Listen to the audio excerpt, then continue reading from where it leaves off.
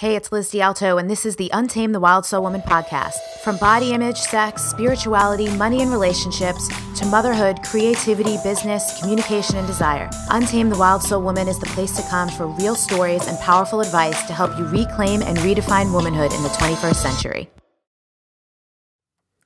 Elizabeth DiAlto here, your host for the Untamed the Wild Soul Woman podcast, with an Ask Elizabeth episode this week that I'm really excited to record because this is a question I get a lot. I get a lot of questions about relationship stuff.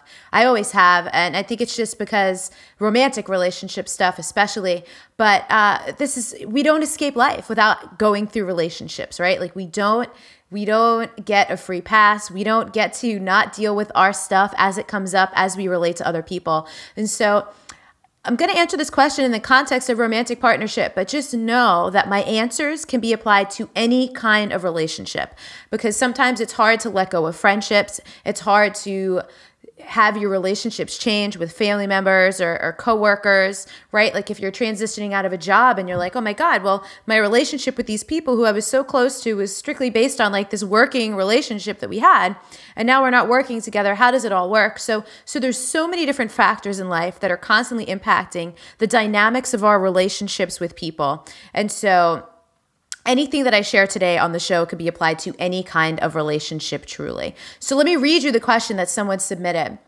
On letting go, I need some more help in this territory and saying goodbye to my previous relationship. Help putting it in its place. I need some mental cues to get me out of downward spirals about it. The memories and feelings are haunting and simply unproductive. So first of all, let's address the mental cues. And as those of you who have read my book or perhaps have taken any of my programs could probably guess, my solution for dealing with like mental loops or getting really stuck in your head about things is going to be find the most effective way to get out of your head and into your body, which for me is healing mantras. So something in this case, like it is safe for me to let go, is a great one. And that's actually the first mantra in the Wild Soul Movement virtual program. And one of the mantras that I share in the Wild Soul Movement virtual program and in my Freedom in 44 healing mantra program is I release with compassion and forgiveness. And as I do very often in episodes, I'm going to recommend that you check out my Ho'oponopono forgiveness video at untameyourself.com/forgiveness, because often when we're struggling to let things go, it's because we're trying to attack it in the physical world or in the mental world. And sometimes we need to actually move the energy around a thing in order to really be able to have a shift, really be able to cut the cord, and really be able to let it go. So it's not just about not thinking about something or redirecting the direction of your thoughts. Sometimes it's literally about shaking up the energy, shifting the energy around it so that it can move, so that you have more mental, emotional space, energetic capacity to deal with it and to approach it in a different way than you have been. So that's one answer. So a healing mantra. So how would you use it? So you don't get into a thought spiral. Like thought spirals start with like a single thought, and then you just choose to go down the rabbit hole and follow that thought. So the way to use a mantra is to be a thought pattern interrupter. So you are not going to go down the rabbit hole with that thought. You're not going to future trip what might be possible with this person. You're not going to allow yourself to get stuck in the past, playing out scenarios that never happened. I saw this great quote back in September in a bathroom at this thing called the Integratron in Joshua Tree. And it said, forgiveness is giving up all hope for a better past. And something that happens often, especially in romantic relationships, is that we tend to romanticize the good things and just conveniently forget all the reasons why we are no longer with that person, and or beat ourselves up around the things that we think we could have done differently or they could have done differently. And we invest a lot of time, energy, attention, and emotions and everything into playing the game of what if, And it's just a huge waste of time because it wasn't, right? Those things didn't happen. There's absolutely no benefit in playing out scenarios that didn't happen. So use the mantra. So you have a thought and you observe. And now that we're even bringing awareness to it, you're going to be able to be more of an observer of the thought than a victim of the thought and just go like get on the runaway train. Now you're actually going to be able to put on the brakes and pause. Take a deep breath, notice the thought and be like, okay, this is not helpful. What would be more useful? And that's when you insert a mantra and you can just sit with it and breathe and repeat it to yourself over and over again until you're out of the woods. So like you would breathe and take a couple deep breaths and say, it is safe for me to let go. It is safe for me to let go. Or another mantra I love from the Freedom in 44 program is, I love being me. I love being here. And here is just representative of like here in this moment, here where I am in life, here without this person or this relationship in my life. Here can mean a lot of different things. So you repeat a more empowering, better creating thought instead of going down the rabbit hole into the spiral of the other kinds of crappy thoughts. So something like it is safe for me to let go, or I love being me, I love being here, or I release with compassion and forgiveness. And in my programs, what makes the healing mantra practices like 10 times more effective than just sitting and breathing and repeating them is to incorporate movement as well. So we'll put links in the show notes to check out Wild Soul Movement or to check out Freedom in 44 if you want to look more deeply into either of those, if this is something that you struggle with a lot. So a mantra practice is a really great way to do that. Something I really love doing when I'm wanting to release around a situation and let go. And let me just repeat something. So for anyone who has not heard me talk about forgiveness before or letting go, one of the purposes is not to justify anything. It's not to let people off the hook. It's not even to let ourselves off the hook for anything we did in the past or experienced in the past. It's literally just to shift the energy around it so that we're no longer giving our power away to a situation. We're no longer allowing something to control us by clinging to it. We're just like cutting the cords so we can actually begin the healing process. And letting go doesn't mean erasing the experience from your life. Sometimes it just means letting go from being so attached to what happened. And then maybe you can like redirect that energy somewhere else. So just yesterday, actually, I was having a conversation with a client where we were talking about anger. And I was saying, the way I relate to anger now is sometimes I am able to channel it into something more productive and more creative.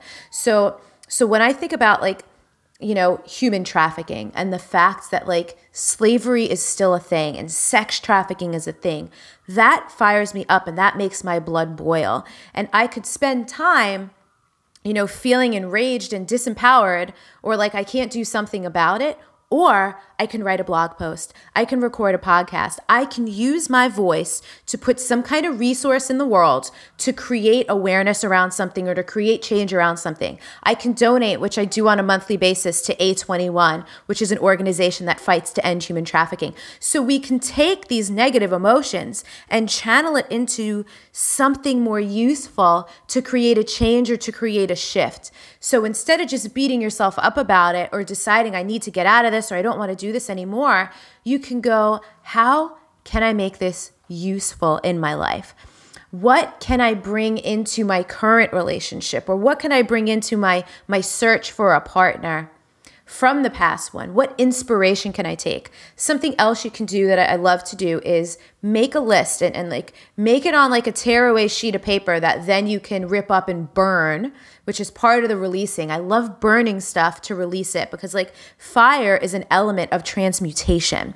And transmutation is like taking something and turning it into something else, like alchemy, right? So make a list of all of the good memories and all of the bad memories from a relationship.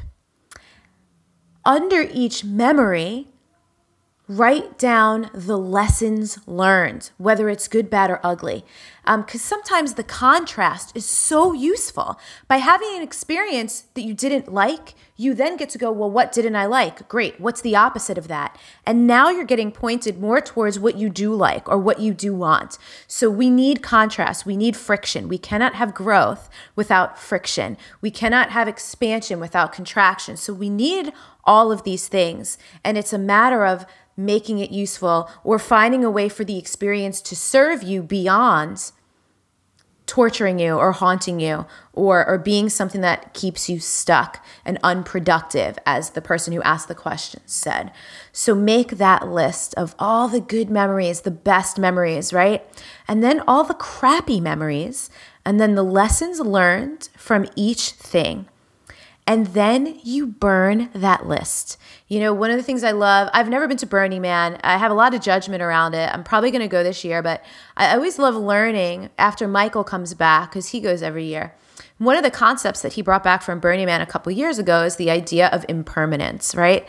Nothing is permanent. No relationship is permanent. Nothing is guaranteed. You know, even people who enter into marriage, it's so easy to get out of a marriage contract these days that really nothing is guaranteed, really nothing is permanent. And we can either look at that as a threat, or we can look at it as an invitation to be really inspired, to be in the present moment, to have present moment awareness around what is my experience now, instead of allowing ourselves to get all stuck up in what was or what could have been or what happened or what didn't happen, and playing things out in our head. Because when we play things out in our head, we're creating a mental movie that isn't even true. And we are really inflicting a lot of pain on ourselves. So stop doing that. So mantras is one way to do that. Those lists, burning things is another way to do that. And the other thing is to have conversations, is to have a safe space, whether it's with a coach, whether it's with a women's circle, whether it's just some friends that you trust, whether it's in a Facebook group. You know, like our Facebook group is always open for these kinds of conversations at untameyourself.com/Facebook. Have conversations, like tell the truth. You know, often one of the reasons why we're so tortured or held back by these things is because we're hiding it. We're not speaking up about it. We're not owning it. We're not acknowledging it. Often bringing something to the light actually helps it dissolve, because it can only exist and fester in the dark. So that feels super thorough, super complete. Those are my best answers and my best resources for how to let go and how to put something in the past with a lot of love, a lot of compassion, a lot of appreciation, but not have it be informing you so much in the present and moving forward. So if you have any questions you want to elaborate on or go deeper on, come into the Facebook group, untameyourself.com/Facebook group, and ask your question there. We're always also happy to accept your questions for future Ask Elizabeth episodes at hello@wildsoulmovement.com. If you want to check out the healing mantra meditation practice, Freedom in 44, you can go to untameyourself.com/freedom in 44. That's 44, the number 4. Or check out the Wild Soul Movement virtual program, the first module of which is centered around surrender and release. So it's perfect for this topic. That is at untameyourself.com/join us. If you dug this episode, or if you just love the show in general, please head on over to iTunes and leave us a rating or leave us a review. That really helps us reach more women with our empowering, loving messages of reclaiming and redefining womanhood in the 21st century. So as always, thank you for your time. Thank you for being here. Thank you for trusting me. And I will see you or talk to you soon. Bye. So when I'm working with the moon cycle, I'm looking at sort of the moon as being a symbolic mirror.